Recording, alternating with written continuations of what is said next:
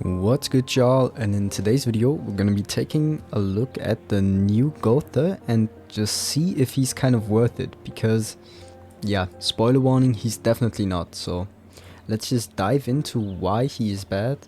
Yeah, first of all, please, if you like my content, like and subscribe, because it helps me out a lot. And yeah, I'm gonna be posting more content in the future, so yeah, stay tuned for that. So yeah, let's just get right into it. Now, this Gowther, he just released like 4 days ago, and he's a new named Gowther. You can pull him right now in the banner. You can see right here, you get one free multi. If you get him, that's nice, but I'm gonna show you why he's really not needed. So yeah,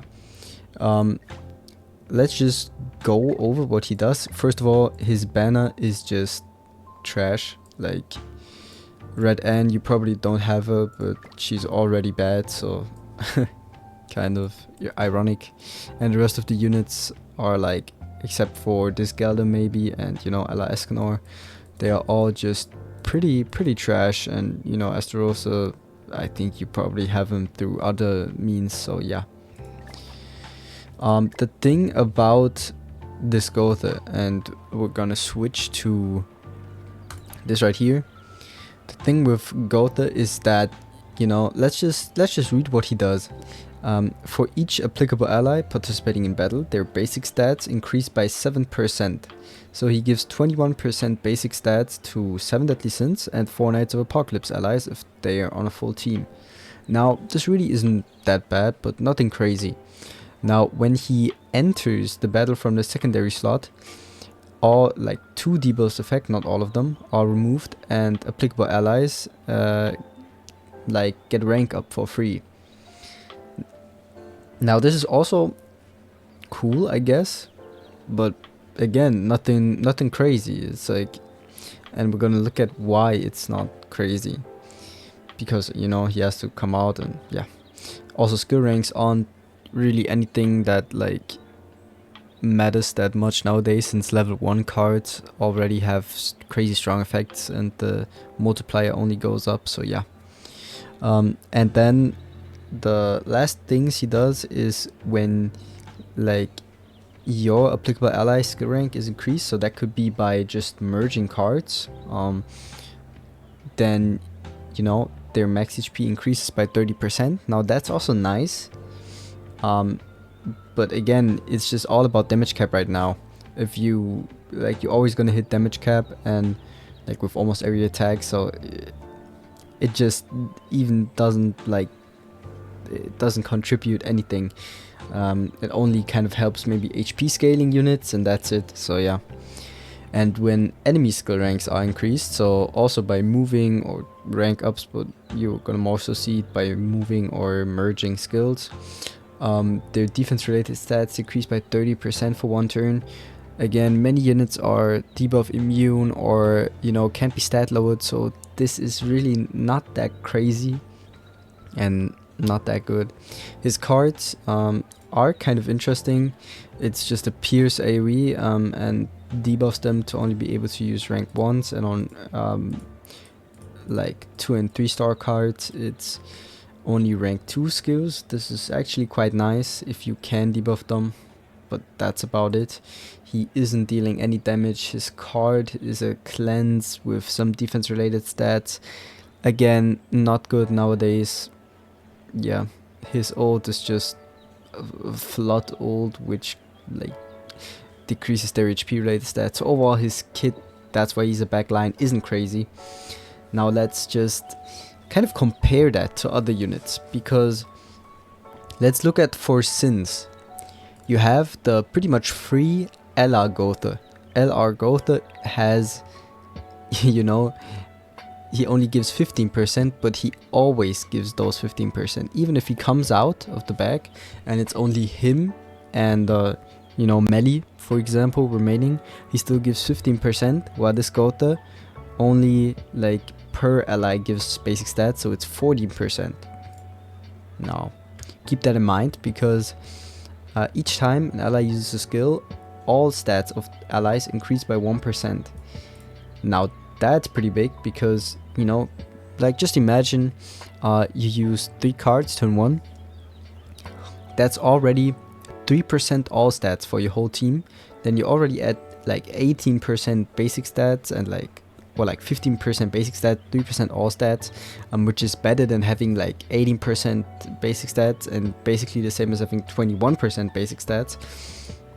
So like that's just the same pretty much. Now if the hero uses a single target, one of is additionally filled in the ultimate move gauge, and if you use a single target and has more than 4 like decreases, he can do like an attack disable, which is pretty cool, but like, you know, if he comes out of the bag, probably not going to do much with him. Now each enemy skill the hero deletes increases applicable allies basic stats. You're also not going to see that, but yeah. And now one big thing Hermit Gowther has is that when the hero enters the battle, the enemy with the highest combat class is inflicted with attack disable for 1 turn. So an automatic attack seal for 1 turn on, for example, their melee, which is pretty huge. So yeah, as you can see, like he just gives the rank up when coming out and just some HP and decreases their defense, but nothing like nothing crazy more that he gives. So already for sins you have other options. Now let's look at maybe running 4 Knights of the Apocalypse. Right now 4 Knights of the Apocalypse is trash, but in the future they might be good. So yeah, maybe you want to pull them for future 4 Knights of Apocalypse. And I can tell you right now that's also not the case, because if we look at Tiore gives 5% for each applicable ally and 10% damage dealt on top, so she only gives 15% basic stats instead of 21 like Gowther on a full team, but also 30% damage dealt. Now that's not as good as the basic stats, to be clear here, but the difference is not crazy. It's only 6% basic stats at max, and Gowther doesn't give the damage dealt, so yeah. Now she increases all applicable ally skill ranks just kind of for free at the start of the battle. So Gowther needs to actually come out from the back to even increase the skill ranks of allies, and she just does it for free at the start of the battle. So that's so much better. That's like he just has a downgraded version of her passive. Now when enemy enters the battle from the second slot, they basically can't do anything. He also doesn't have anything like that in his passive. And yeah, if an applicable ally stance is removed, now you see maybe a future 4 Knight Tristan has a stance or anything, then all allies get a 40% damage cap. Or she uses a recovery skill, so yeah, if she comes with the back, cleanses, you get damage cap.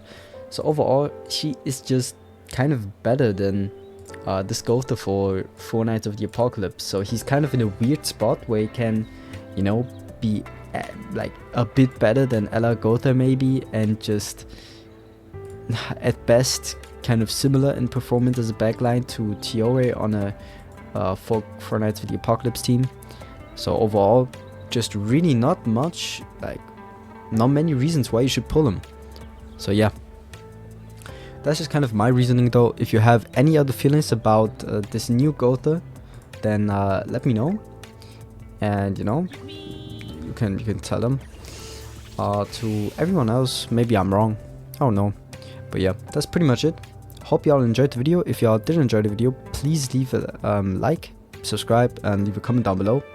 It would help me out a lot in growing my channel. So yeah, that's it. I'll see y'all in the next video, and until then,